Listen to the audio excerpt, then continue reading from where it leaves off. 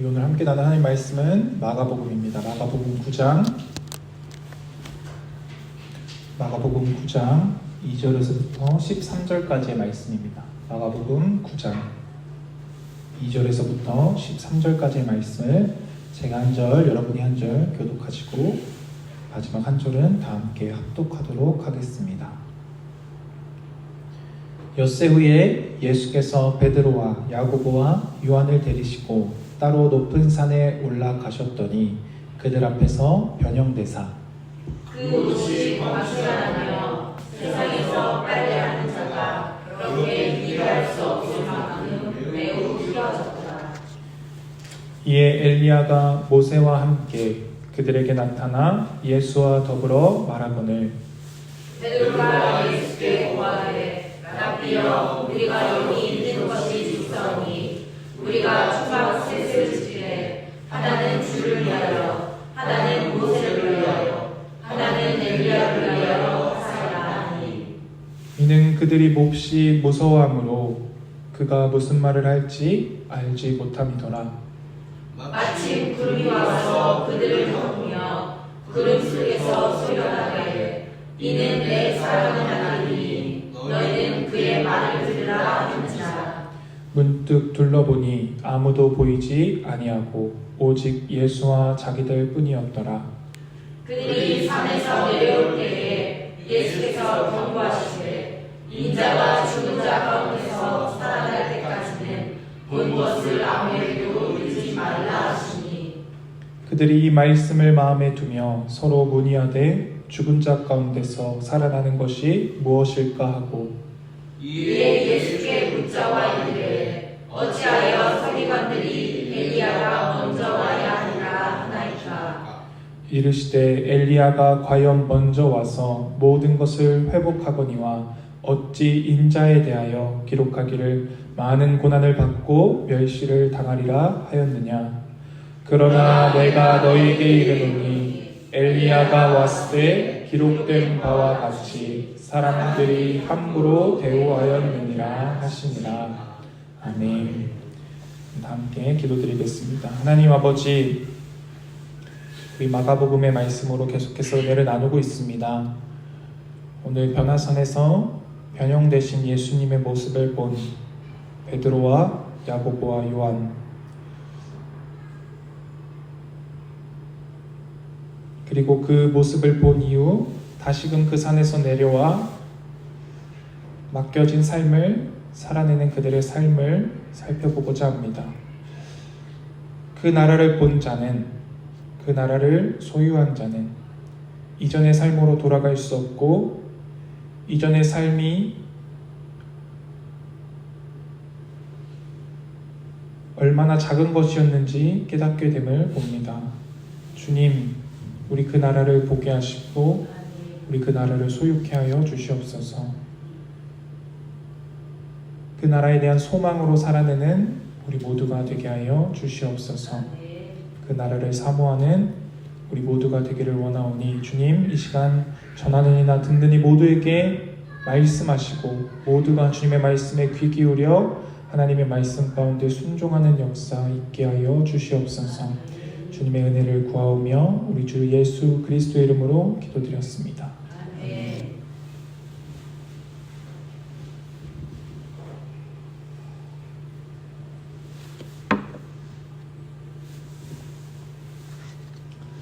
우리 지난 주일에 베드로가 예수님을 주는 그리스도다라고 고백하는 장면을 통해서 함께 나누었습니다. 베드로는 예수님을 주님으로 고백했지만 예수님께서 그리스도라는 고백을 들으시고 예수님의 죽으심과 부활하심에 대해서 말씀하시자 베드로는 예수님을 붙들고 항변했다라고 기록되어져 있습니다.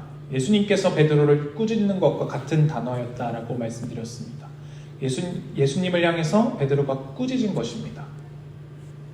그러자 예수님은 베드로에게 사탄아 내 뒤로 물러나라 라고 말씀하시며 하나님의 일을 생각지 않고 사람의 일을 생각한다 라고 말씀하셨습니다. 그리고 나서 제자도에 대해서 나를 따르려거든 누구든지 나를 따르려거든 자기를 부인하고 자기 십자가를 지라 라고 말씀하셨습니다. 그러니까 나와는 관계없는 나는 모르는 자입니다. 나는 내가 누구인지 모릅니다. 나와는 관계없는 사람입니다. 라고 고백하는 삶. 그러니까 나를 위해서 사는 삶이 아닌 그 삶을 위해서 부르셨습니다. 그것이 참된 생명의 길이고 그 삶을 통해서 우리는 십자가를 질 수 있고 우리에게 맡겨진 십자가, 곧 나의 가족, 나의 환경, 나의 시대, 나의 나라, 이 모든 것을, 나에게 주신 이 모든 것을 감당하는 삶, 감내하는 삶, 그 속에서 그리스도인답게 살아내는 삶이 십자가 지는 삶이다라고 나눴습니다. 그러면서 본다라는 것에 대해서 중요하게 말씀드렸습니다.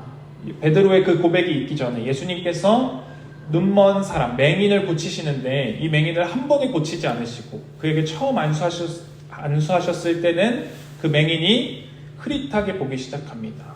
그가 보는 세상은 사람들이 걸어가는 장면이 마치 나무가 걸어가는 것처럼 부분적인 큰 부분은 보이지만 디테일한 세밀한 부분은 볼 수 없는 사람이었습니다. 그에게 다시 한번 안수하시자 그가 밝히 보면서 보게 된 것을 고백하게 됩니다. 그와 같이 베드로도 지금 그리스도이심을, 예수님이 그리스도이심을 고백하고 있지만 그 그리스도가 죽으시고 부활하실 것이다 라는 말씀에는 항변하고 있습니다. 베드로도 그리스도를 온전히 보지 못하고 있습니다. 이 베드로는 나중에 그리스도의 부활 이후에 진정으로 온전하게 그리스도를 보게 되고 흐릿하게 보는 것이 아니라 밝히 보는 자가 된다라고 나눴습니다. 그래서 오늘 본문도 그 보는 것에 어쩌면 연속선에 있습니다. 그래서 우리 본다는 것이 얼마나 중요한지 오늘 영상을 한 가지 함께 보고서 오늘 본문의 말씀을 살펴보고자 합니다.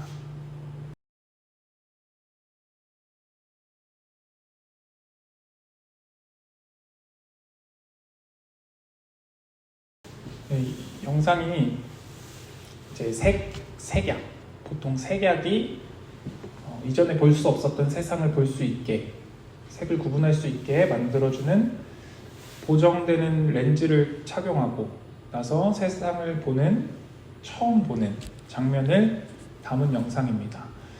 이런 영상이 되게 많이 있는데 대체로 반응이 비슷합니다. 보통은 울고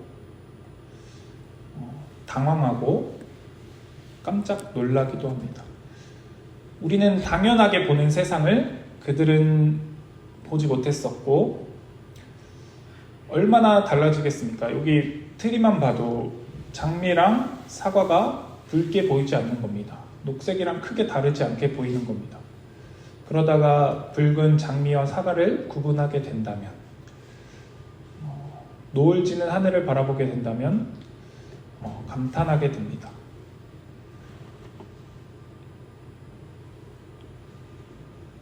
젊은 남성이 했던 말이 있습니다. 너무 압도적이다 라고 말합니다. 똑같은 세상이지만 색이 달라졌다고 해서, 못 보던 색을 본다고 해서 압도되고 있습니다.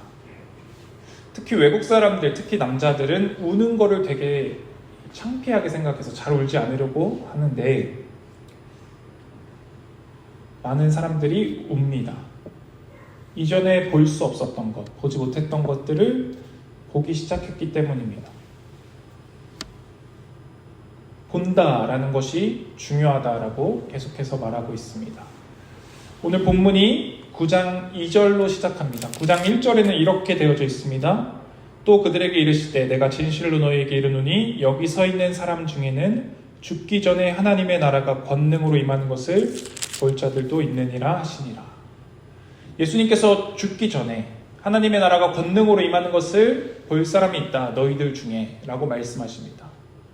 그 말씀이 이루어지는 장면이 오늘 본문이기도 합니다. 변화산에서 예수님께서 변형된 모습으로 나타나시고 엘리야와 모세와 함께 대화하시는 이 장면, 이것은 권능으로 그리스도께서 임하시는 장면입니다. 이것을 제자들이 지금 보고 있는 것입니다. 본다라는 것은 이전에 알지 못하던 것을 인지하게 되고 인식하게 된다는 것입니다.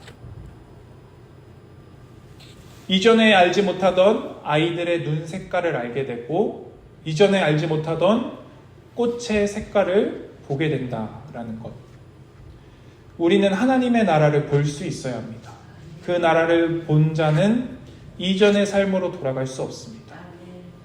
그들은 모르고 살 때는, 색약자들이 모르고 살 때는 그저 세상은 그런 세상에 불과했는데 안경을 쓰고 난 이후에는 이전에는 알지 못하던 세상이 보이기 시작하는 것입니다. 우리가 하나님의 나라를 보게 된다면 이전에 알지 못하던 세상을 보는 그들보다도 더 큰 위험 앞에, 더 큰 아름다움 앞에 압도되는 사람이 된다는 것입니다. 그것을 보게 된다면, 그 나라를 보게 된다면 이전에는 알지 못하던 세상을 보았기 때문에 이제는 다른 삶으로 나아갈 수밖에 없다는 것입니다. 이 세상을 보여주기 위해서 예수님께서 베드로와 야고보 그리고 요한을 데리고 높은 산으로 올라가십니다. 2절입니다. 엿새 후에 예수께서 베드로와 야고보와 요한을 데리시고 따로 높은 산에 올라가셨더니 그들 앞에서 변형되사.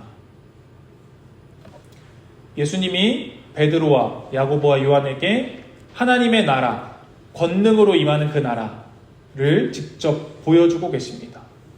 예수님께서 변형되셨는데 3절에 기록하기를 그 옷이 광채가 나며 세상에서 빨래하는 자가 그렇게 희게할 수 없을 만큼 매우 희어졌더라 라고 기록하고 있습니다. 예수님에게서 빛이 난다라고 이것을 본 이들이 증언했습니다.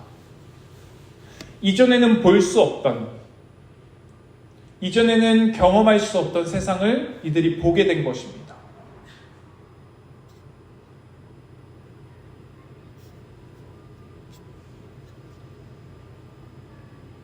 그리고 제자들은 또 다른 이들도 함께 봅니다. 4절 말씀에 이에 엘리야가 모세와 함께 그들에게 나타나 예수와 더불어 말하거늘.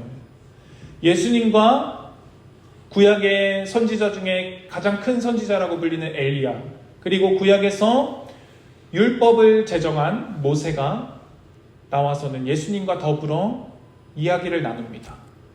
오늘 본문인 마가복음에서는 그 내용에 대해서 기록하고 있지는 않지만 누가복음에 가서는 예수님께서 예루살렘에 가셔서 별세하실 것을 말하였다라고 이야기합니다.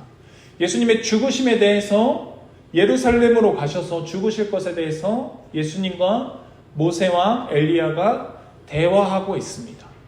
그것을 지금 베드로도 야고보도 요한도 함께 보고 있습니다.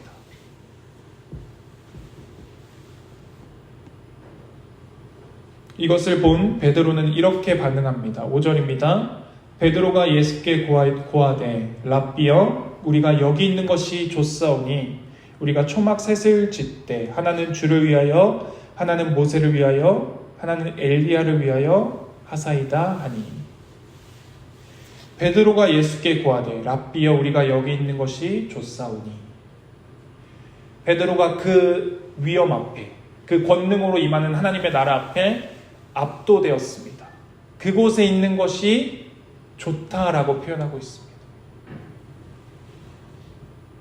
내려오기 싫었을 것입니다. 베드로는. 그 나라에는 더 이상의 문제도, 더 이상의 아픔도, 더 이상의 고민도 없는 나라이기 때문입니다. 베드로는 그 나라를 보았고 그 나라에 빠졌습니다. 이곳에 있는 것이 좋사오니 우리로 하여금 초막셋을 짓자라고 베드로가 제안합니다. 초막셋을 짓자는 것은 기념비적인 어떤 것을 짓자라고 말하는 것입니다. 예수님을 위해서, 모세를 위해서, 또 엘리야를 위해서 짓기를 예수님께 구하고 있습니다.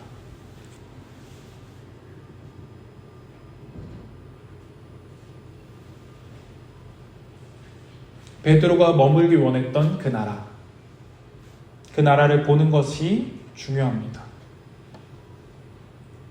신앙의 깊은 경험의 시작은 그 나라를 보는 것에서 시작됩니다. 예수님께서 우리를 그 나라로 이끌기 위해서, 그 나라로 인도하기 위해서 죽으시고 부활하셨습니다. 죽으시고 부활하신 것이 그냥 이 땅에서 평안한 삶만을 위해서가 아니라 하나님의 나라로 우리를 불러들이기 위한 은혜였다는 것을 우리가 기억해야 합니다. 그리고는 이제 우리로 하여금 더 이상 하나님의 종이 아닌, 하나님의 백성이 아닌 하나님의 자녀로서 우리를 부르십니다. 하나님의 자녀가 되었다는 것은 그리스도께서 그 나라를 유업으로 받으신 것 같이 우리 또한 함께 그 나라를 유업으로 받는 것입니다. 그 나라가 곧 우리의 나라입니다. 하나님의 나라가 우리의 나라가 된 것입니다. 그 나라를 맛보는 삶은, 그 나라를 경험한 삶은 이전의 삶으로 돌아가고 싶지 않은 삶입니다. 색약자들은, 색을 잘 구별하지 못하는 이들은 기술이 발달해서 이제는 안경 하나만 끼면 세상을 다르게 볼 수 있습니다. 더 깊은 색을 볼 수 있습니다. 더 아름다운 세상을 접할 수 있습니다. 그렇다면 우리는 어떻게 하나님의 나라를 볼 수 있습니까? 하나님의 나라를 본 자가 되어야지 우리의 삶이 바뀌는 것입니다. 하나님의 나라를 본 베드로의 삶은 변화됩니다. 우리의 삶이 하나님의 나라를 보아야지 변화될 수 있습니다. 그 나라를 먼저 보기 위해서는 우리에게 주신 하나님의 말씀을 통해서 볼 수 있습니다. 이사야 51장 11절에는 이렇게 기록하고 있습니다.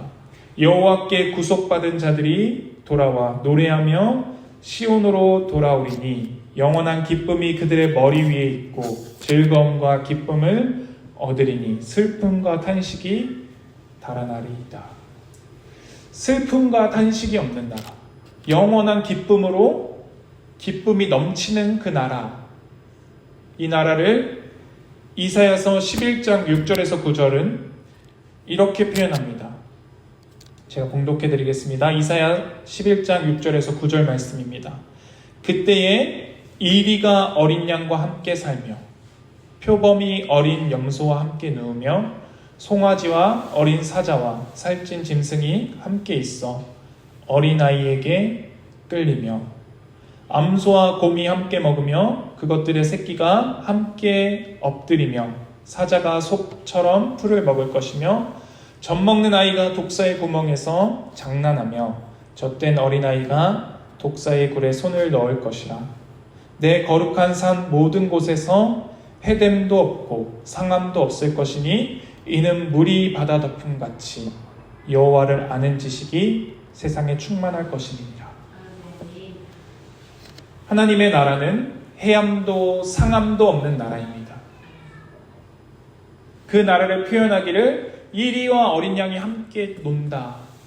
어린아이가 독사의 굴에 손을 넣고 장난친다라고 말하고 있습니다.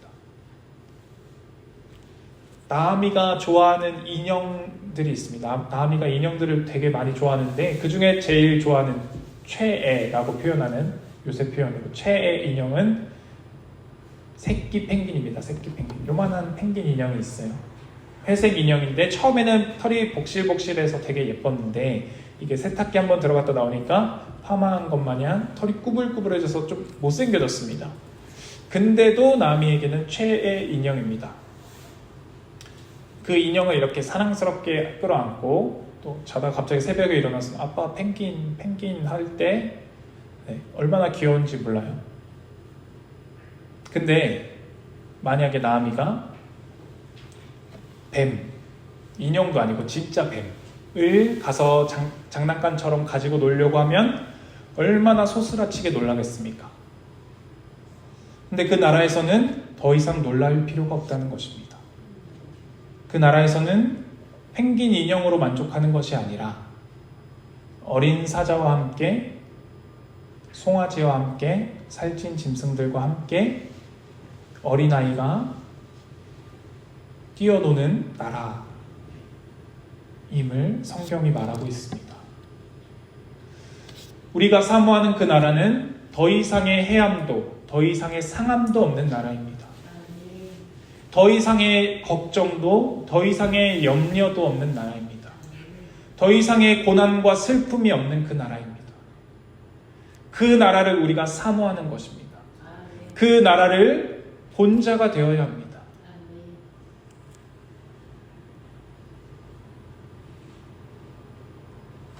이것이 어떻게 가능합니까?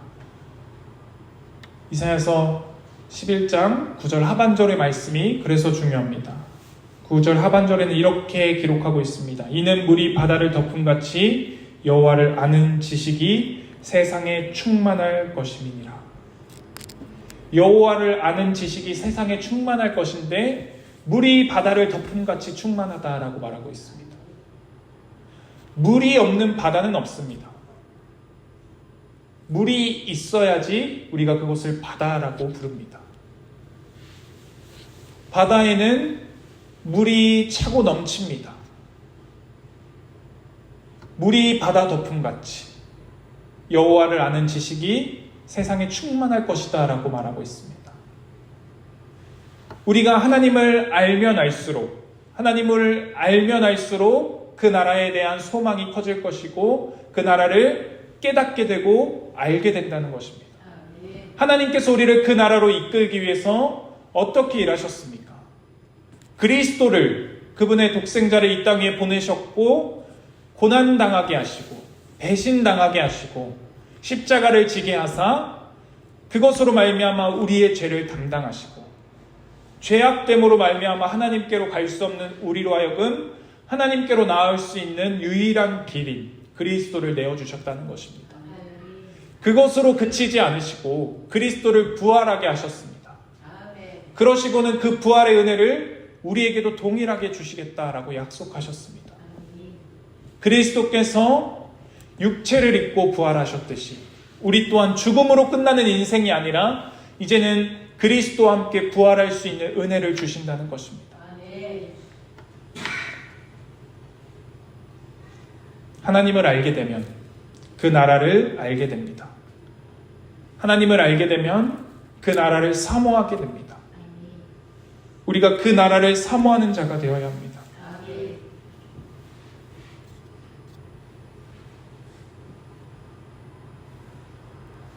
그 나라를 보는 방법은 또 하나의 방법은 그리스도의 삶을 통해서 볼 수 있습니다.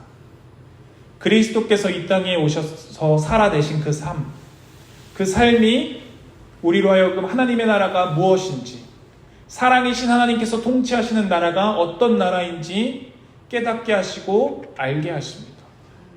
그리스도를 통해서 우리가 그 나라를 보고 그 나라를 소망하고 그 나라를 사모해야 하는 것입니다.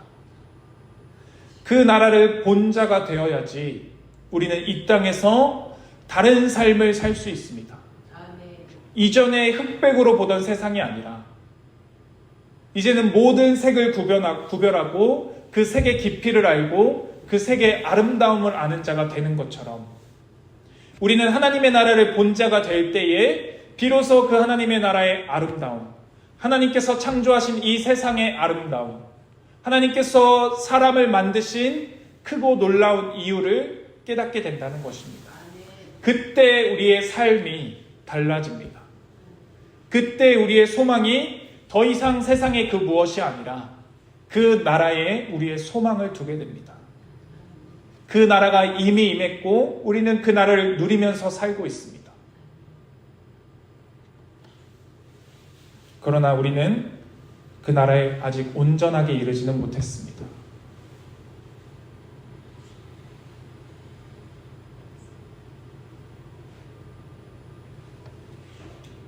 여기가 좁사오니라고 말했던 베드로는 초막셋을 짓자라고 예수님께 제안하지만 6절에서는 이렇게 기록하고 있습니다. 이는 그들이 몹시 무서워하므로. 베드로와 야고보와 요한이 무서워했기 때문에 무슨 말을 하는지 알지 못하고 얘기하고 있다라고 성경은 기록하고 있습니다. 그 나라, 그 위엄, 그 권세 앞에 압도된 그들은 자신이 무슨 말을 하는지도 자신이 말하는 것의 의미도 잘 알지 못한 채 그저 좋은 것을 말하고 있습니다. 그런 그에게 하나님께서는 이렇게 일하십니다. 7절입니다. 마침 구름이 와서 그들을 덮으며 구름 속에서 소리가 나되 이는 내 사랑하는 아들이니 너희는 그의 말을 들으라 하는지라.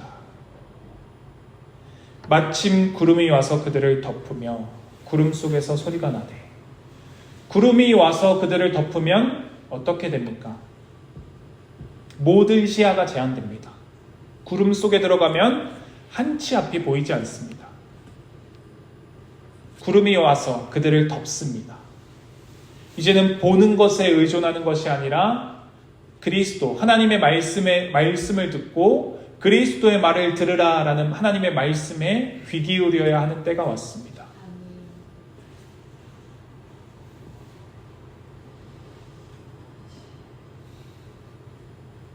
우리는 그 나라를 본 자가 되어야 합니다.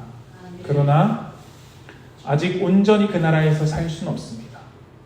그 나라를 맛보았지만 그 나라가 아직은 완전하게 이루어지지 않았기 때문입니다. 그리고 우리에게는 이 땅에서 맡겨진 삶이 있습니다. 8절에 이렇게 말씀하고 있습니다. 문득 둘러보니 아무도 보이지 아니하고 오직 예수와 자기들 뿐이었더라.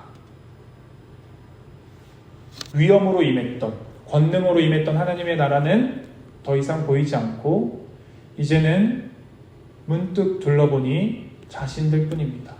그곳에 예수님과 자신들 뿐이 없었습니다. 우리는 그 나라를 경험하고 그 나라를 보았을 때, 맛보았을 때 기뻐하고 그 나라의 아름다움에 빠져듭니다. 그리고 나서는 다시금 문득 둘러보면 나의 삶에 그대로 와 있습니다. 아침에 일어나서 출근을 해야 되고 아직 공부해야 하고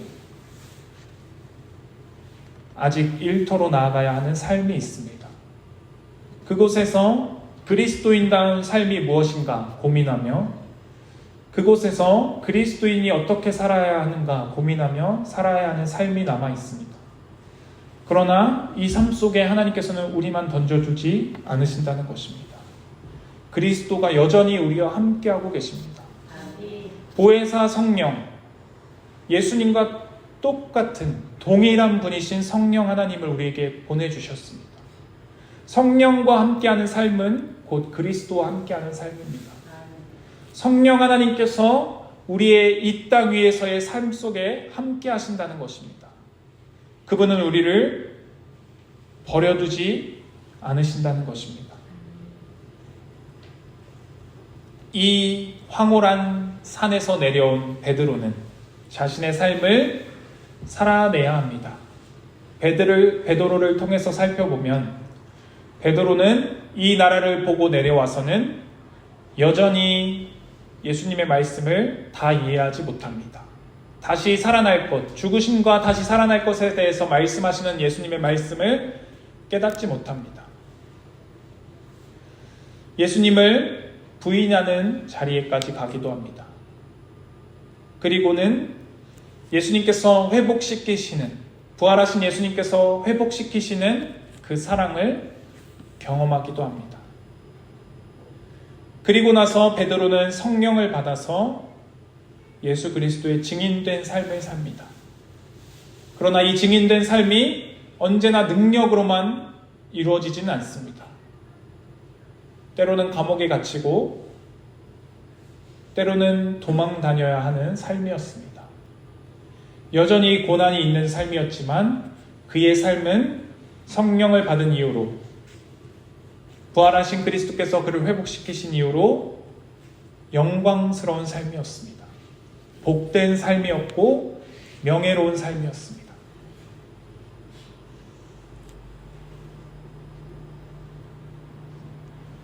우리도 하나님의 은혜를 맛본 자들입니다. 하나님의 나라를 본 자들입니다. 그러나 우리의 여정도 여기서 끝나진 않습니다. 우리도 아직 먼 길을 더 가야 합니다. 그 길을 갈 때에는 분명 고난도 있을 것이고 분명 감당하기 힘든 일들도 있을지 모릅니다. 그러나 우리는 그 속에서 그리스도인다운 삶을 살아내야 합니다.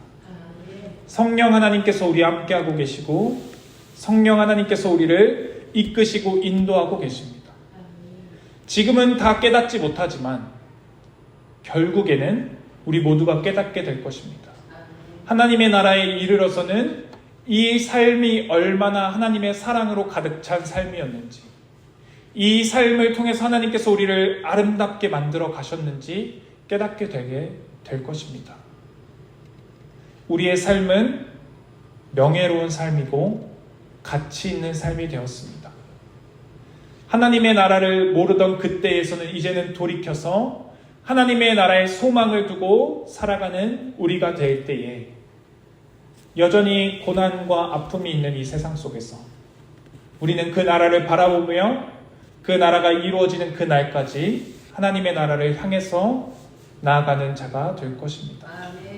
그 길을, 영광스러운 그 길을, 명예로운 그 길을 변함없이 나아가는 우리 모두가 되기를 바랍니다.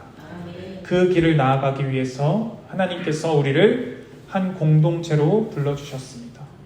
함께 가는 교회라는 이름으로 묶어주셨습니다. 그 길은 혼자 가지 않습니다. 혼자 갈 수도 없고 혼자 보내시지도 않습니다.